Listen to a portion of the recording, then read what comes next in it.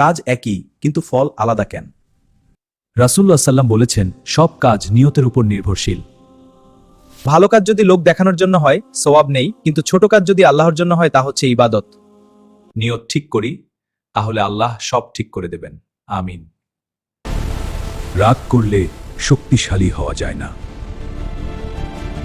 রাসূল সাল্লাল্লাহু আলাইহি ওয়াসাল্লাম বলেছেন, শক্তিশালী সে নয় যে কুস্তিতে জেতে, শক্তিশালী সে যে রাগ নিয়ন্ত্রণ করে। সহিহ বুখারী। রাগ হচ্ছে শয়তানের আগুন। রাগ দমন করা মানে হচ্ছে নিজেকে জাহান্নাম থেকে বাঁচানো। রাগ কমান, ঈমান বাঁচান। কারণ রাগ আপনার ঈমানকে দুর্বল করে দেয়। একটি মায়ের মিথ্যা কথা আপনার জীবনে বড় ক্ষতি করে ফেলে। আপনি কি জানেন? রাসূলুল্লাহ সাল্লাল্লাহু বলেছেন, সত্য আপনাকে জান্নাতে নিয়ে যাবে, আর মিথ্যা আপনাকে জাহান্নামে নিয়ে যাবে। সহিহ মুসলিম। মিথ্যা সাময়িক সময়ের জন্য লাভ দেয়, কিন্তু চিরস্থায়ী ক্ষতি আনে। সত্য বলুন, তার জন্য আল্লাহ আপনার সম্মান বাড়াবেন। আমরা তো নামাজ পড়ি, তবু ও সমস্যা কোথায় আপনি কি জানেন? রাসূলুল্লাহ সাল্লাল্লাহু বলেছেন, যে ব্যক্তি তার প্রতিবেশীকে কষ্ট দেয়, সে পূর্ণ মুমিন নয়। ইবাদতের সাথে সাথে মানুষের হক আদায় করা জরুরি। ভালো মানুষ হন, এটাই হলো ইসলামের সৌন্দর্য। আপনি কি জানেন যে হাসলেও কি সওয়াব হয়? নবী বলেছেন, তোমার ভাইয়ের সাথে যদি তুমি হাসি মুখে কথা বলো, তাও হচ্ছে একটা সদকায়ে জারিয়া। তিরমিজি শরীফ।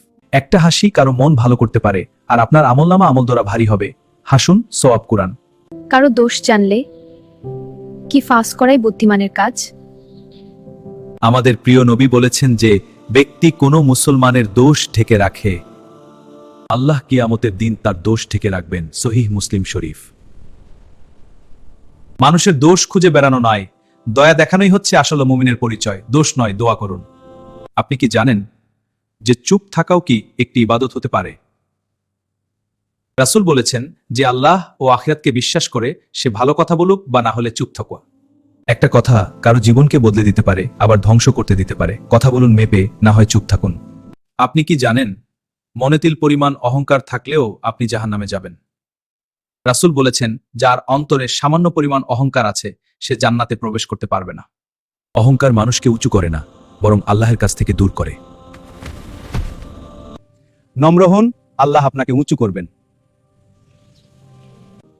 সব রিজিক কি আল্লাহ কবুল করেন। রাসূল বলেছেন, আল্লাহ পবিত্র, তিনি শুধু কেবল পবিত্র হালাল জিনিসই কবুল করেন। হারাম উপার্জনের দোয়া কবুল হয় না, ইবাদতেও বরকত থাকে না। হালাল বেছে নিন। দুনিয়া কি সব? দুনিয়া কি সব? রাসূল বলেছেন, দুনিয়া মুমিনদের জন্য কারাগার, আর কাফিরের জন্য জান্নাত। মুমিন নিজেদেরকে দুনিয়ায় থেকে সঙ্গম করে, কারণ তার আসল ঘর হলো আখিরাতে। আখিরাতকে প্রাধান্য দিন, যেখানে আপনি থাকবেন অনন্তকাল।